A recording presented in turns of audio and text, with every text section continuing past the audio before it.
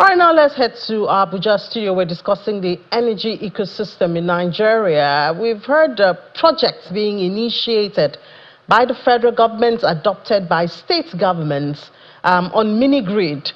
This morning, we're going to look at Nasarawa State, and it was a big one for Nasarawa State. We saw their lithium, the commissioning of their lithium factory there, and we know that the governor is very passionate about it. We've had him on the program a couple of times, but those factories need energy, yeah? So I guess that's why we're having this conversation with the country director of Husk Power, Olu Aruike. He is joining us from our Abuja studio.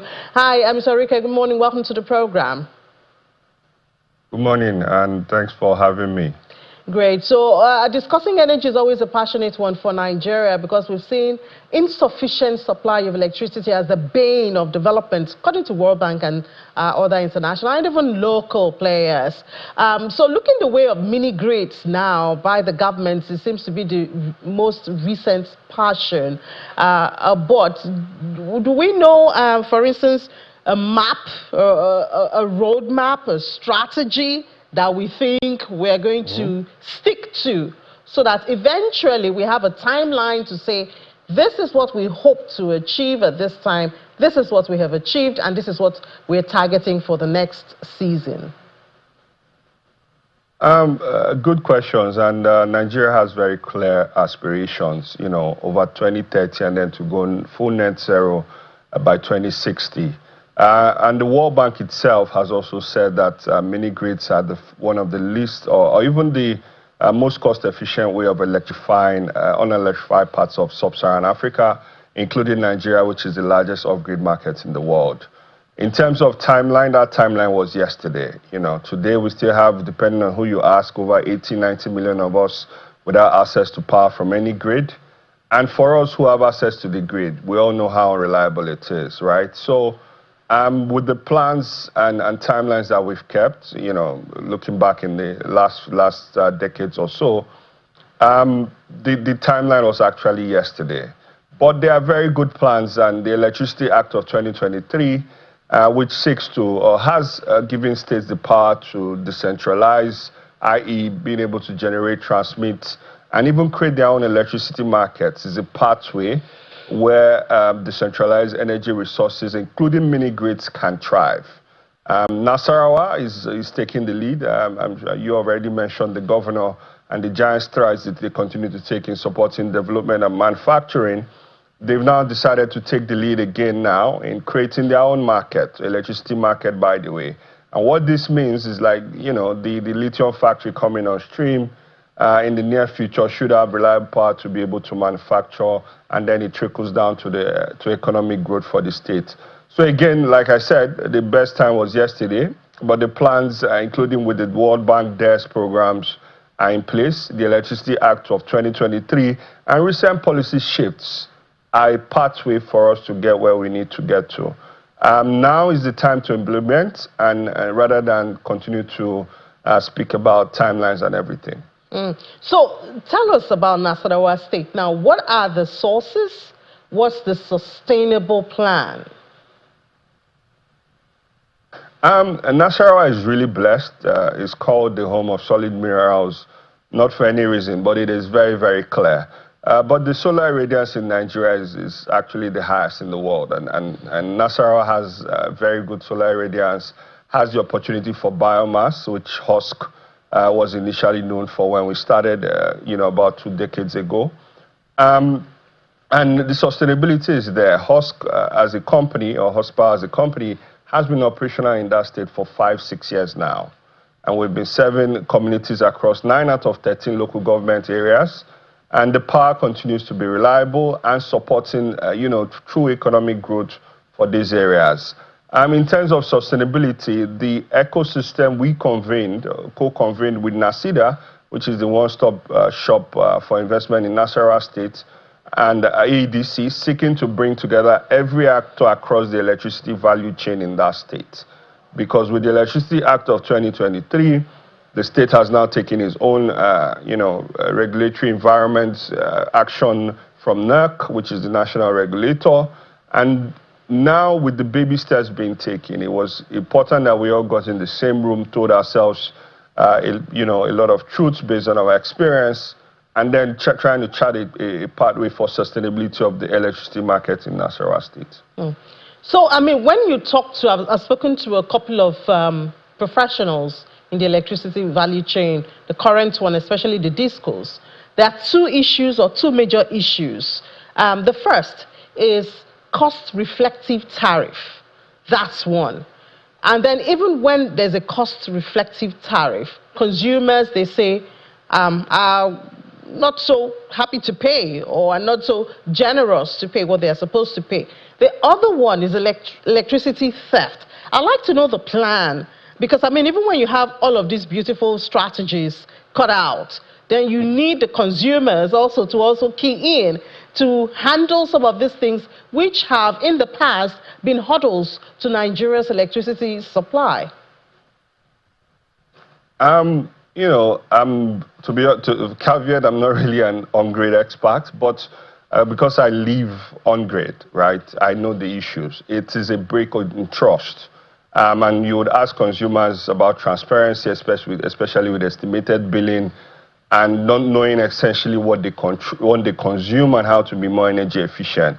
Then that brings a breakage in trust. And what it means is the customers regularly refuse to pay the right amount. And then there's a problem of liquidity, you know, or illiquidity in the system, which is essentially holding back the on-grid space. But in the off-grid space, I think, you know, with the mini-grid regulations of 2016 now amended twice, we've leapfrogged that. And I would like to use that word leapfrog because we have actually done. What we've done is create transparency for the customer. With smart metering, every customer gets a meter and you pay as you go, right? And you also have the opportunity to look at what your power uses and be able to be energy efficient. There's also a lot of being close to the customer because these are decentralized systems. It allows companies like ourselves to be very, very close to the customer, ensuring there's a relationship and there's no broken trust. That way, things around energy theft and even our commercial and technical losses are down to single-digit percentage, unlike the discos, unfortunately, right? So if there's a issue of trust, you and I as customers will not want to, you know, be very, using your word, very generous in ensuring that we pay what we use, for what we use. But if there is, and we all know what we are consuming, I'll use the example of the telcos, right? We all know we can check our credit balance, know what we are using, how we are billed, and that means we will continue to pay as we use, right?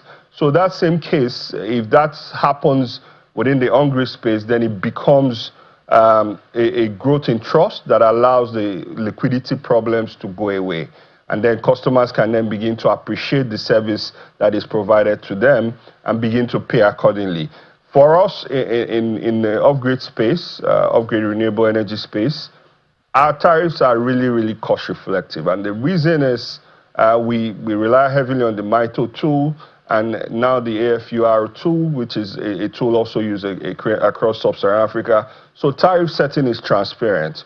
Although we have support from the World Bank DES program implemented by the RENEP, our tariffs are very, very cost reflective, allowing us to ensure our investments are bankable, attracting more investors.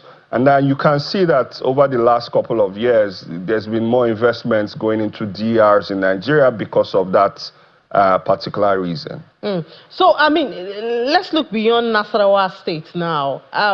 This new law has been on now how many years? We hardly have seen a state adopt and actually practice it. From your experience and your perspective, what do you think is perhaps, the setback for a lot of states? Because we thought by now, having the power to generate and do everything in the value chain, we would see a lot of states actually take ownership of this and attract investors and businesses to their region. Unfortunately, nothing seems to be the silver bullet for Nigeria's power sector. In 2005, it was privatized, and we are still here.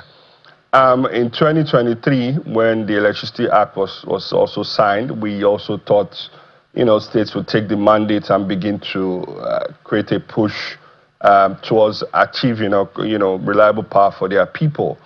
According to NEC, I think 16 states have now taken their mandates, largely in the south. Enugu is a leader from what we've seen. Lagos also has recently done the same, and we all know Lagos has been a champion for going for decentralizing its power away from the grid. In the north, Nasarawa now has the opportunity to be a leader and a market creator. Up until last year, Nasarawa had the highest number of mini-grids, commercial mini-grids in the country. So that gives gives the state a very good momentum to continue on that trajectory in creating market. But in terms of what the gap really is, we've continued to engage, and we see that there might be a challenge of when you create a new market, when you're trying to create a new market, the capacity required to kind of move that forward and bring all actors in the room and begin to move things quickly is maybe not really there. And that is why we are very happy to have partnered with NACIDA and NASEB itself, which is the Electricity Board, AEDC, and NASEC, to be able to co-convene this to say what is really the pathway, right? And we're hoping other states can take, borrow a leaf from this and be able to then, take the strides that needs to be taken. The laws are already there. It is clear. And the good thing is best practices already about. I already mentioned Enugu, which has gone far, done a couple of licenses and permits, and even maybe ask some people to pay some fines. So the opportunity is there. The best practices to borrow from are there. And the capacity building now needs to be done, which is why the ecosystem was very important for us. And for Barrister Ibrahim Abdullahi, the MD of NACIDA, it was very important for him also and his team to ensure that Nasarawa takes charge of his own market in the right manner, ensuring bankable projects are attracted, investments are attracted, and the right customers are being served reliably with power. So do we have 24-hour electricity supply in Nasarawa State now? The combination of grid and off-grid? No, it is not there yet, but I can confirm that most customers, being served by mini-grids in rural Nigeria, actually have better power than Band A. I'm sure the grid will come for you when you compare them like that. But thank you so much. It's Olu Enrique, Country Director of Horsepower. Thank you for your time. Thank you. Let's take a break now. When we come back on the program, we'll go global. Please stay with us.